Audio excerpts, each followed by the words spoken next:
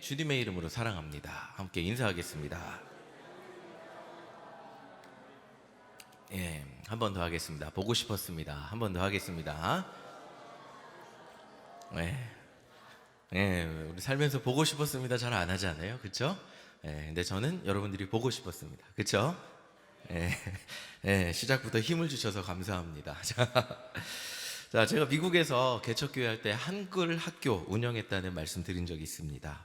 이때 다른 교회 다니는 아이들이 많이 왔어요. 근데 그 중에 한 명이 제시라는 남자아이가 있었습니다. 이 아이는 중학생이었는데 중학생이 사춘기니까 좀 부모님을 부끄러워하죠. 그리고 한국 사람이 소수 인종이니까 부모님이 한국말 하는 걸 굉장히 부끄러워했습니다. 그리고 너 무슨 노래 듣니? 한국어 배우는데 전혀 관심이 없었어요. 엄마 때문에 억지로 오고 무슨 노래 듣냐 그러면 요즘 나오는 쇼미더머니나 이런 프로그램 보면 힙합의 트랩이라는 이 장르가 있어요. 느린 이렇게 베이스가 둥둥 하면서 그래서 처음부터 끝까지 욕이에요. 근데 유튜브에서 들어보면 처음부터 끝까지 흑인들이 욕하는 건데 그런 랩을 힙합을 듣는 아이였습니다. 자, 한글 학교 와서도 한글을 배우는 데는 거의 관심이 없어서 다른 선생님들이 굉장히 힘들어했어요. 한글 학교를 매주 진행하는 중에 이제 어느 날 미국 중학교에서 저보고 미국 중학교예요. 통역을 해달라고 요청이 왔습니다. 그래서 나 영어 못한다고 통역 못한다 그랬더니 이지 쉽다 그래갖고 갔습니다. 통역하려고. 그리고 잘 되면 또 전도도 하려고 갔습니다. 자, 그런데 이 통역 의뢰인이 제시네 부모님이었던 거예요. 저를 보니까 눈을 피하고 이렇게 뒤쪽으로 숨더라고요. 근데 그래도 만났으니까 안녕하세요 하면서 부끄러웠죠. 아는 사람이니까. 자, 저를 만나시더니 이제 부끄러운 거를 이제 하시고 한숨 쉬시고는 막 설명을 하세요. 통역을 왜 의뢰했는지. 자기네가 한국 영어를 잘 못하니까 제시가 학교 측에서 받았던 부당한 대우에 대해서 항의를 좀 유창하게 해달라고 부탁을 하시더라고요. 어머니는 말하다가 눈물까지 글썽이면서 아이를 수업 시간에 혼자 다른 교실에 데려다가 두고 혼자 있게 하고 점심시간에 밥도 못 먹게 했다고 막 학교가 너무 이렇게 해도 되냐고 가슴 아파했습니다. 자, 그래서 부모님께 이런 대략적인 상황을 한 10분 정도 전에 듣고 어떻게 통역하면 되겠다 해서 준비하고 들어갔습니다. 자, 부모님은 특별히 이런 대우에 대해서 특별히 항의를 해달라고 부탁을 했는데 저는 이게 몇 번 그전에도 통역을 하러 간 적이 있어요. 보통 담임 선생님 상담이거든요. 그러면 담임 선생님 상담은 미국은 얘가 막 잘한다는 장점부터 막 한 10가지 얘기한 다음에 근데 얘는 진짜 이런 애야 이러면서 몇 가지를 이렇게 콕콕 집어서 얘기해요. 수업 시간에 조금 친구들하고도 얘기하고 그래서 이런 것들, 그러니까 처음에 얘기하는 거는 좀 적당히 해석해주고 뒤에 얘기해주는 거 잘 번역해주면 통역해주면 되는데 근데 그런 줄 알고 갔는데 깜짝 놀랐어요. 이렇게 원탁에 8명이 앉아있는데 교장, 교감, 상담교사, 심리학자, 담임 목사, 수업 따라가는 교사 2명, 그랬고 제시 1명 케이스 때문에 8명이 모여서 있었습니다. 그래서 깜짝 놀랐죠. 저도 들어가서 이걸 어떻게 해야 되나. 그리고 이제 막 보고서가 제시만 보고서가 이만한 거예요. 사이콜로지스트 해갖고 카운셀러 이런 보고서들이 막 하는데 지금까지 제시가 학교에서 어떻게 행동을 했는지 막 얘기를 해줍니다. 근데 이제 제가 옆에서 통역을 하는데 제가 했던 통역 중에 가장 가슴이 아팠어요. 자, 수업 시간에 이 제시라는 아이가 선생님을 위협하고 의자를 막 집어 던지고 선생님한테 너 맞을래? 막 이렇게 위협을 했다는 말을 한국 엄마들은 이해를 못하니까 제가 통역을 해줘야 되는데 이 말을 통역을 해주기가 참 마음이 아팠습니다. 자, 한국은 안 그렇죠. 저희 어릴 때만 해도 막 이렇게 뭔가 반항하는 눈초리를 보이면 선생님들이 어떻게 하죠?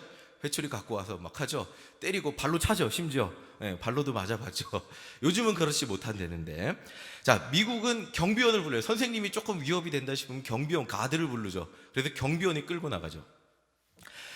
자, 체벌을 안 하니까 경비를 불러서 이제 학생 혼자 격리시켜서 심리학자, 상담사, 그리고 담임 선생님도 대화를 시도했는데 얘가 대화는 안 하고, 미국 문화는 자기가 불만이 있으면 어떻게 해야 되죠? 눈을 똑바로 쳐들고 자기 의사를 정확히 전달하는 거예요. 저는 이래서 선생님께 불만이 있습니다. 표현을 해야 되는데, 자, 한국 문화에서 그게 제가 혼났을 때 생각하면 아버지한테 그렇게 하기 어렵잖아요. 그러니까 얘가 아무래도 이렇게 고개를 숙이고 어떤 선생님이 말을 걸어도 고개를 숙이고 이렇게 혼자 펜을 끄적끄적였다고 합니다. 자, 그러니까 밥 먹으러 갈래? 그래도 대답도 안 하고 이렇게 끄적끄적인 거예요. 왜 우리 애들 밥 안 먹이냐 막 이렇게 하게 했는데 얘가 지금 이렇게 행동한 거를 다 설명을 하는 거예요. 자, 근데 지금 이 미국 사람들이 이런 아시아인, 특별히 아시아인, 대화를 시도해도 대화를 하지 않고 바닥만 보면서 혼자 끄적끄적이는 아시아인에 대한 굉장한 두려움이 있었을 때예요. 왜냐하면 그 누구였죠? 버지니아 테크에 이제 총기 난사 사건을 일으킨 조승이라는 그 학생이 똑같은 성향을 가지고 있었다고 합니다. 그래갖고 그 사이컬러지스트가 그런 얘기, 그러니까 심리학자 그런 얘기를 하는 거예요. 조승이 케이스와도 같이 지금 제시는 그런 성향을 보이고 있다. 이런 레포트를 얘기하는 거예요. 대화를 해도 대화를 하지 않고 갑자기 욱해서 반사회적인 폭력적인 행동을 나타내고 있다. 뭐 이런 얘기를 막 하세요. 자, 뭐 저는 어느 정도 사실 이해가 됐어요. 한국 문화에서 저도 부모님께 방금 전에 말씀드렸지만 아버지한테 그렇게 눈 똑바로 쳐들고 말했던 적이 2번밖에 없는 거예요. 중학교 들어가서 그것도 아버지 막 이러면서 했다가 뒤지게 맞고 그랬던 기억에 그 못하잖아요 우리는. 근데 이 집도 아버지가 진짜 무서운 집이었어요. 제시 나오니까 애를 완전히 거기 나오니까 이제 복도에서 애를 완전히 잡더라고요. 아버지가 막 불같이 화내면서.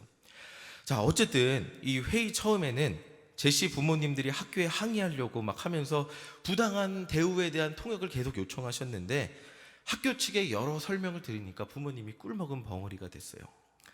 학교 측에서는 아이가 폭력적 성향이 있으니 폭력적 성향을 치료할 수 있는 특수학교로 전학을 시키겠다고 했습니다. 제시의 부모님들은 결국 학교에 사정을 하게 됐어요. 우리 애 한국에서 살다가 미국에 와서 힘든데 애가 얼마나 힘들겠냐. 근데 열심히 적응하려고 하고 몇 번 실수로 이런 특수학교로 전학을 시키면 대학은 완전히 못 가게 된다. 우리의 미래를 봐서 좀 봐달라. 그러면 한국 교장님들은 어떻게 하죠? 아, 그래요. 마지막 기회입니다. 못 이기는 척하고 봐주겠죠. 근데 이런 호소에 저도 마음이 진짜 아팠는데 교장이 이렇게 대답을 했어요. 지금까지 제시에게 14번이라는 서스펜디드, 그러니까 정학을 크게 적게 14번을 받은 거예요. 얘가 지금까지 그런 사건들이 계속 조금씩 있었고 그럼에도 불구하고 개선이 되지 않고 폭력적 성향은 더 강해져서 우리가 처리할 수 없는 상황에 이르렀다. 그래도 계속 부모님들은 우리 아들 살려달라고 대학은 보내야 되지 않냐고 막 그랬는데 이 교장의 말이 저는 계속 잊혀지지 않는데 한마디가 나는 나머지 99%의 폭력적 성향이 없는 학생을 보호할 의무가 있는 교장이다. 한 명의 폭력적 성향이 있는 학생 때문에 나머지 학생을 위협에 빠뜨릴 수 없다. 라는 말을 하였습니다. 이 말을 듣고 제시의 부모님은 아무 말도 못하고 회의를 마치고 나왔습니다. 그리고 결국 제시는 특수학교로 전학을 가게 됐죠. 지금은 제가 한국에 돌아와서 어떻게 지냈는지 알지 못하지만 제가 기억하는 참 안타까운 이민자 가정 중에 하나였습니다. 자, 저는 뜻하지 않게 그냥 통역을 하러 갔는데 뜻하지 않게 이 사건을 함께 겪으면서 마지막 교장 선생님이 했던 이 말이 아마 평생 잊혀지지 않을 것 같아요. 나는 나머지 99%의 학생의 안전을 책임질 의무가 있다라는 이 말이 잊혀지지가 않습니다. 어떻게 보면 한 명의 학생이 지금 미국의 최대 문제가 초등학교에도 총기 난사 총기를 들고 오면 이렇게 방탄 안에 이게 부스 안에 들어가서 총기를 피할 수 있는 그런 안전장치를 설치하는 미국 사회에서는 이 말이 맞는 것 같기도 합니다. 근데 오늘 본문을 보면서 막 쭉 계속 읽어보고 공부하면서 제가 경험한 이 제시 사건이 너무 많이 생각이 났습니다.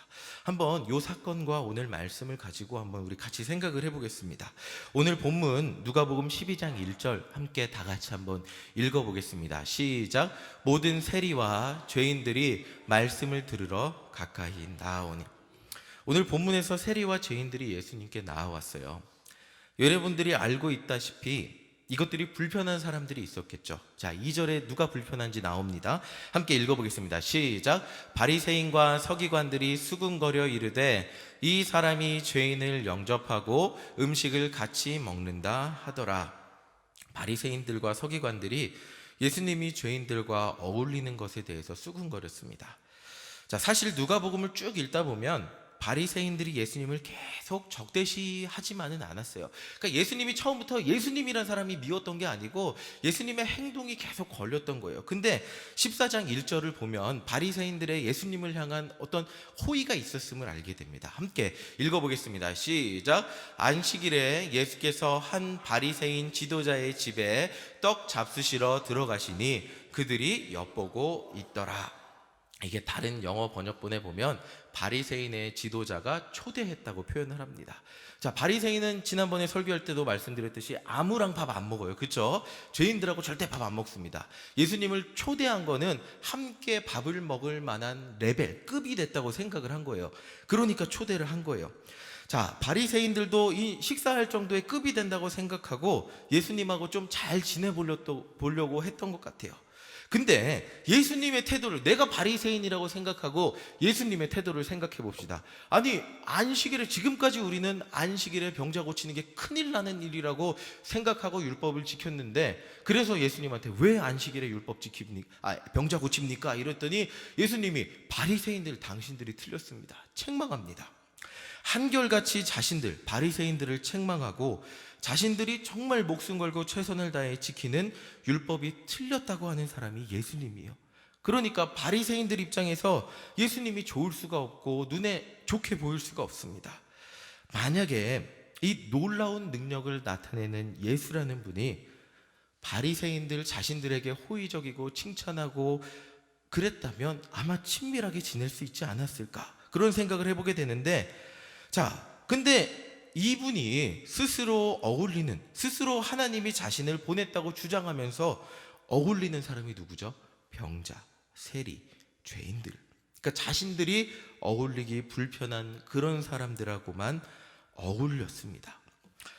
자, 바리새인들의 입장에서 계속해서 보면 내가 하나님을 정말 열심히 믿고 제사도 완벽히 드리고 성경도 열심히 읽는데 자칭 하나님의 아들이라는 사람이 나타났어요. 자칭 하나님의 아들이에요. 인정해 줄 수도 있는 거예요. 근데 그렇다면 상식적으로 생각할 때 하나님이 아들을 보냈다면 하나님을 잘 믿는 사람들을 먼저 챙겨주고 칭찬해야 될까요? 아니면 안 믿고 저 죄인들을 먼저 가서 챙겨줘야 될까요? 여러분들의 입장에서 하나님의 아들이 여러분들 앞에 왔어요. 그렇다면 여러분들한테 먼저 와서 지금까지 힘든데 예수 믿느라, 나를 믿느라 고생했다 라고 얘기해 주는 게 먼저일까요? 아니면 여러분들은 거들떠도 보지 않고 저 병자한테 가서 병자 먼저 치유해 줍니다. 예수님, 왜 우리한테 먼저 안 오십니까? 그러면 너네가 틀렸다, 내 눈은 저 병자한테 있다, 이러면 우리는 서운하지 않을 수 있을까요? 자, 하나님의 아들이라고 왔는데 하나님을 제일 열심히 믿는다고 자부하는 우리들한테 책망하고 있습니다. 틀렸다고 하고 있습니다. 잘못했다고 하고 있습니다. 근데 나는 절대로 저런 사람들하고는 급이 다르고 저 사람들은 악한 모습에서 스스로 절대로 헤어나올 수 없는 그런 부류의 인간들인데 그 사람들한테 가서는 같이 먹고 마시고 웃으면서 내 죄가 용서받았다고 말하고 있는 거예요. 그러니까 바리새인들은 이게 하나님의 아들로 예수님이 인정조차 되지 않았던 것입니다. 이 사람이 아니 하나님이 살아계시다면 왜 우리부터 찾아와 주지 않을까? 구원자로 인정이 되지 않았던 것이죠. 바리새인들이 생각할 때는 자신들이 하나님을 아주 잘 따르는 99%의 사람들이었던 거죠. 그런데 예수님은 이 제시와 같은 한 사람을 보시며 이렇게 오늘 같은 비유로 말씀을 하시는 거예요. 저렇게 나머지 99%의 안전을 위해서 저 죄인들 속에서는 다른 사람들을 음란한 행위로 물들게 할 사람도 있고, 저 죄인들 속에서는 다른 사람들을 부정하게 물들일 수밖에 없는 그런 사람들, 격리된 사람들, 그 사람들, 내가 어울리면 그 죄에 물들 수도 있는 그 사람들 99%가 보호받아야 돼서 우리끼리 똘똘 뭉쳐 있는데, 예수님은 제시와 같은 사람들한테 가시면서 비유로 말씀하시는 거예요. 자, 누가복음 15장 4절 우리 한번 읽어보겠습니다. 시작. 너희 중에 어떤 사람이 양 100마리가 있는데 그 중에 하나를 잃으면 99마리를 들에 두고 그 잃은 것을 찾아내기까지 찾아다니지 아니하겠느냐. 자, 잘 생각해 보세요. 이것이 자신들만 신앙생활 잘하고 하나님 잘 믿는다고 생각하는 바리새인들한테 하신 말씀이에요. 바리새인들에게 세리와 죄인들은 방금 전에 말씀드렸지만 구제불능해 하나님이 오셔도 구원하지 못하는 저주받을 지옥에 갈 인간들이었어요. 사람들 아니고 그냥 인간들이었어요. 그 죄인들은 바리새인들, 나같이 거룩한 사람들하고 어울리면 큰일 날 사람들이죠. 자, 제가 어렸을 때 많은 부모님들, 저희 부모님도 말씀하셨고 많은 부모님들이 한 말씀이 있죠. 그게 뭐냐면 친구 잘 사귀어야 한다라는 얘기죠. 그렇죠? 여러분들 자녀들한테도 해주실 거예요 아마. 우리는 누구와 어울리느냐가 굉장히 중요하다. 뭐 바리새인만 죄인들하고 안 어울렸다고 생각하시면 안 돼요. 우리도 친구 잘 사귀어야 한다고 얘기하면서 어울리는 사람을 제한하면서 자랐어요. 바리새인들에게도 이것은 마찬가지였다는 거예요. 바리새인들은 절대로 죄인들하고는 어울릴 수 없었습니다. 함께 어울리는 순간 그들의 죄가 내게 옮겨간다고, 부정해진다고 생각했기 때문이죠. 자, 그러니까 양으로 비유하면 바리새인들은 양이었어요. 말 잘 듣는 양이죠.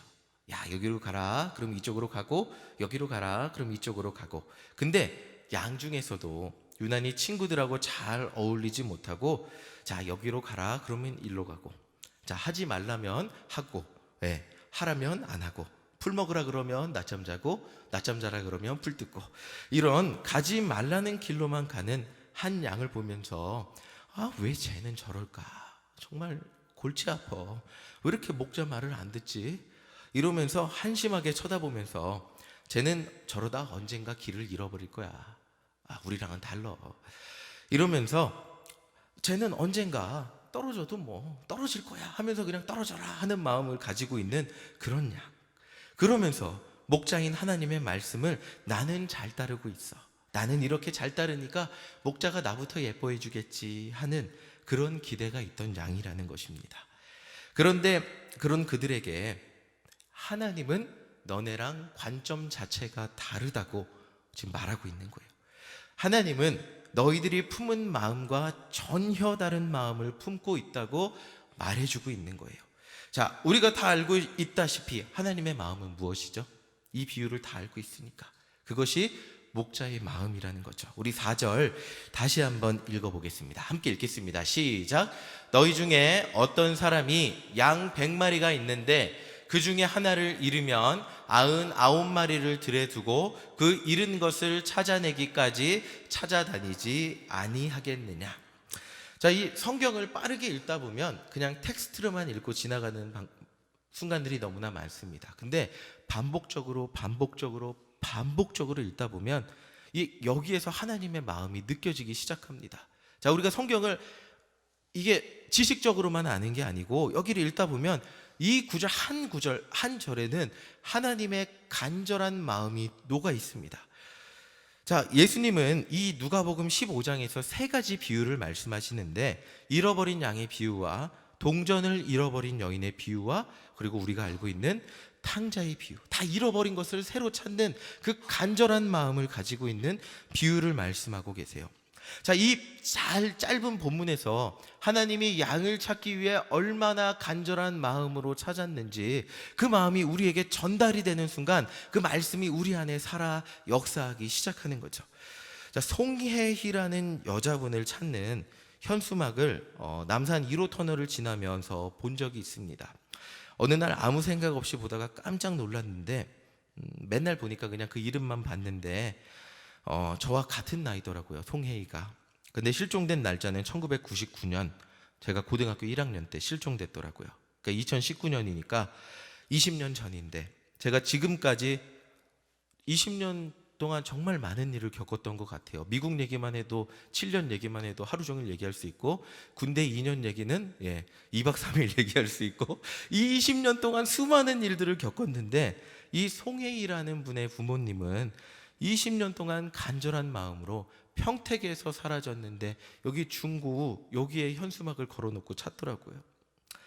자, 바로 이것이 하나님을 잘 믿는다고 하지만 바리새인들이 절대 깨닫지 못했던 하나님 아버지의 마음입니다.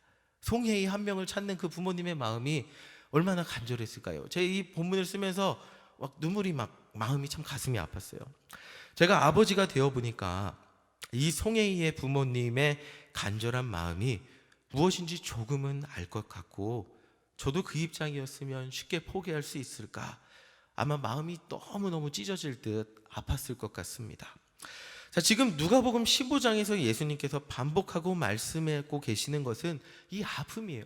하나님이 저 죄인들을 보면서 얼마나 아파하고 계시냐. 너희들이 느끼는 우월함이 아니고, 너희들이 느끼는 어떤 사랑받고 싶은 하나님을 향한 사랑받고 싶은 우월함이 아니고, 하나님이 그것보다 더 많이 느끼고 계신 것은 저 죽어가고 하나님을 모르고 그냥 죽음으로 향하고 있는 쟤들을 향한 안타깝고 간절한 마음, 그것을 4절에서 예수님이 말씀을 해주고 계신 거예요. 그 다음에 반복해서 말하는 것이 있습니다. 누가복음 15장 5절에서 6절입니다. 우리 함께 읽어보겠습니다. 시작. 또 찾아낸즉 즐거워 어깨에 메고 집에 와서 그 벗과 이웃을 불러 모으고 말하되 나와 함께 즐기자. 나의 잃은 양을 찾아내었노라 하리라. 자, 바리새인들과 예수님의 결정적인 차이는 그 사람의 죄를 아냐 모르냐가 아니었던 겁니다. 예수님도 세리와 죄인들이 죄인인 걸 알았어요. 둘 다 저 사람이 죄인인 것을 알았어요. 근데 한 사람은 그 사람을 비판하고 멀리하기 바빴고, 그 사람들과 나는 다르다고 우월함을 누리기만 바빴고, 다른 한 분은 그 사람을 어떻게든 살려보려고 애타는 마음을 가지고 포기하지 않았다는 것입니다. 오늘 말씀을 전하며 이 말씀을 듣는 여러분들이 오늘 설교 본문을 모르는 분들은 아무도 없으실 것입니다. 그런데 이 본문을 100번 읽고 100번 설교를 들어도 다 알고 있다고 말해도 하나님의 마음, 잃어버린 양을 찾는, 잃어버린 자녀를 찾는 애타는 그 하나님의 마음이 우리 안에 없다면 알고 있는 모든 것은 다 부질없는 것이라는 겁니다. 오늘날 한국교회가 성장하고 기독교가 들어온 지 100년이 넘으면서 신앙생활을 오래 하고 성경 지식이 쌓이고 설교를 하도 많이 들어서 TV만 켜면 대단한 목사님들의 설교를 들을 수 있어서 오늘 목사님 본문만 보아도 목사님이 대충 어떤 설교 하시겠구나, 이런 경지에 오른 성도님들이 너무나 많이 계십니다. 그런데 이미 아는 내용인데 오늘 본문만 보아도 제가 어떤 설교할지도 다 아시는데, 근데 영혼을 향한 안타까운 마음은 좀처럼 생기지가 않습니다. 아는 것이 많으니까 다른 성도님들의 신앙생활의 단점은 너무나 쉽게 눈에 들어옵니다. 때로는 장로님들, 목회자들의 모습 또한 실망이 됩니다. 그런데 그럴수록, 비판하고 실망이 될수록 내가 거룩해지는 것이 아닌 내 신앙은, 우리의 마음은 무거워지고 딱딱해집니다. 내 의로움이 앞설수록 나는 의로운 것 같은데 내 신앙생활이 경직되고 형식화되고 예배는 매주 드리는 일주일에 한 번 형식이 되어버리고 맙니다. 바로 이 마음이 오늘 본문의 바리새인이 가졌던 마음이라는 것입니다. 우리가 내가 가진 비판의 날카로운 칼날을 극복할 수 있는 방법은, 내가 알고만 있는 것을 넘어설 수 있는 방법은 단 하나밖에 없습니다. 나가서 예수님과 같이 자기 십자가를 지고 살아가는 것입니다. 나가서 예수님의 말씀대로 실천하고 살아가는 것입니다. 죄인이 내게 다가올 때 그것으로 인하여 기뻐하는 것입니다. 자, 바리새인들이라고 하나님의 긍휼하심을 몰랐을까요? 몰라서 그랬어요. 할 수 있겠지만 다 알고 있었어요. 구약의 핵심 정신은, 율법의 준수보다 앞서는 핵심 정신은 약자를 보호하고 과부를 챙기고 가난한 자를 먹이고 이방인들을 선대하는 것이 구약의 핵심 정신이었는데, 바리새인들은 그렇게 살지 않았어요. 죄인의 구원에는 관심이 없었어요. 자신들의 의로움을 드러내는 데만 관심이 있었기 때문입니다. 제가 길거리에서 만나서 전도한 김정수라는 성도님이 계셨어요. 올봄에 이분에게 길거리에서 만나서 예수님을 전할 때 처음에는 저번에 말씀드렸지만 술에 취하셔갖고 막 대형교회 목사님들을 비판했어요. 막 비판하시고 막 술에 취해서 먹던 것도 제 얼굴에 튀기면서 막 얘기하시고 그랬는데, 그분과 함께 기도하고 예수님 영접 기도하고 이러면서 처음에 근데 하나님, 제가 이 사람을 어떻게 할 수 있습니까? 이러면서 전했는데, 영접 기도를 같이 해보니까 그분의 영혼만이 살아나는 게 아니라 제가 오히려 제 영혼이, 하나님을 이론으로만 전했던 제가 예수님을 전도팔찌로 전하고 영접 기도를 같이 하니까 제 마음에 예수님을 향한 사랑이 다시 한번 뜨거워지는 것을 느낄 수 있었습니다. 근데 한두 달쯤 전에 제가 아무리 생각해도 도저히 들어드릴 수 없는 일을 부탁하셔서 어렵다고 말씀을 드렸어요. 그러면서 그분이 이제 핸드폰 돈을 안 내갖고 핸드폰이 끊겼어요. 그러니까 전화가 안 되죠. 연락할 방법이 없는 거예요. 그래서 안타까운 마음만 가지고 기도하고 있는데, 그래도 이분이 또 난처한 부탁을 하면 어떡하지? 하나님 들어줘야 되나요? 이렇게 기도하고 있는데, 오늘 이제 설교 준비를 마치고 이제 설교를 하기 위해서 다시 한번 쭉 읽어보고 있는데 6시 40분에 모르는 번호로 전화가 왔어요. 전화를 받으니까 저 김정수예요 이러더라고요. 진짜로 6시 40분에 전화가 온 거예요. 그리고 전화를 갑자기 이번 주일에 저 교회 꼭 갈게요 이렇게 얘기를 하셨습니다. 꼭 오시라고 신신당부하고 전화를 끊었습니다. 이분이 쪽방촌 계시는 분이기 때문에 뭐 이분의 말이 100% 신뢰할 수 없을 수도 있어요. 그리고 어떤 난처한 부탁을 또 할지 몰라요. 근데 이 본문 설교를 쭉 읽어볼 때 그 전화를 받고 제가 다시 설교를 준비하는데, 하나님이 제게 주신 마음이 이거, 잃어버린 양을 찾은 마음이 이거구나. 제 안에 피어오르는 그 어떻게 말로 표현할 수 없는 그 기쁨이 제 안에 넘치기 시작했습니다. 이제는 다시는 그분이 오지 않겠구나, 교회에. 제가 부탁을 들어주지 않아서 다시는 교회에 오지 않겠구나. 이제 그분 어떡하죠, 하나님? 끝났겠구나. 그런 생각을 하는데, 그분이 저한테 전화가 오셔갖고 이번 주일엔 꼭 교회 갈게요, 목사님. 주일날 꼭 만나요. 보고 싶었어요. 그러더라고요. 근데 제 마음이 어떻게 말로 표현할 수 없는 그 잃어버린 양을 찾은 기쁨으로 넘치기 시작했습니다. 자, 그분이 저를 잊지 않고 교회에 오시겠다고 하신 것이, 하나님 이분을 놓지 않으셨구나 하는 것이 정말 기뻤습니다. 우리 누가복음 15장 5절 6절 우리 다시 한번 읽어보겠습니다. 함께 읽겠습니다. 시작. 또 찾아낸즉 즐거워 어깨에 메고 집에 와서 그 벗과 이웃을 불러 모으고 말하되 나와 함께 즐기자. 나의 잃은 양을 찾아내었노라 하리라. 자, 이 성경 구절이 여러분들이 30초도 안 걸려서 읽을 수 있는 말씀이에요. 근데 이 성경 구절이 여러분들의 감정과 생각과 삶을 지배하게 만드는 거는 여러분들이 나가서 예수님 전하고 예수님 전한 그 영혼이 여러분들을 손잡고 교회에 오게 될 때 그 기쁨이 말로 표현할 수 없는 이 두 절이 여러분들의 삶과 생각과 감정을 지배하는 놀라운 경험을 하게 될 것입니다. 이것이 하나님의 말씀이 살아계셔서 관절과 골수를 찔러 쪼개고 여러분들의 삶을 지배하는 역사가 일어나게 되는 하나님의 말씀의 역사인 것입니다. 눈물이 글썽여질 정도의 기쁨이 마음에 넘치는 것, 우리가 전도하기 전에는 우리가 이것을 절대 알 수가 없습니다. 요즘 새벽에 야고보서를 묵상하면서 계속해서 깨닫는 것은, 성경 말씀은 이론이 아니라는 것입니다. 아는 것으로 끝나는 것이 아니라는 것입니다.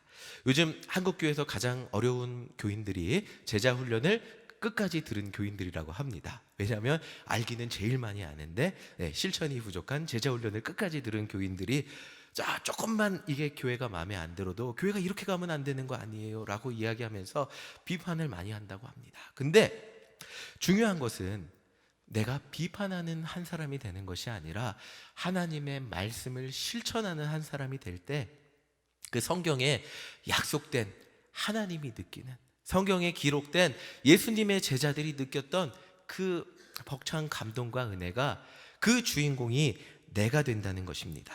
자, 야고보서 2장 22절 우리 함께 읽어보겠습니다. 야고보서 2장 22절 함께 읽겠습니다. 시작. 내가 보거니와 믿음이 그의 행함과 함께 일하고 행함으로 믿음이 온전하게 되었느니라. 자, 여러분들 성경 말씀 알 만큼 알고 계세요. 얼만큼 더 알아야 실천하고 사실 수 있겠습니까?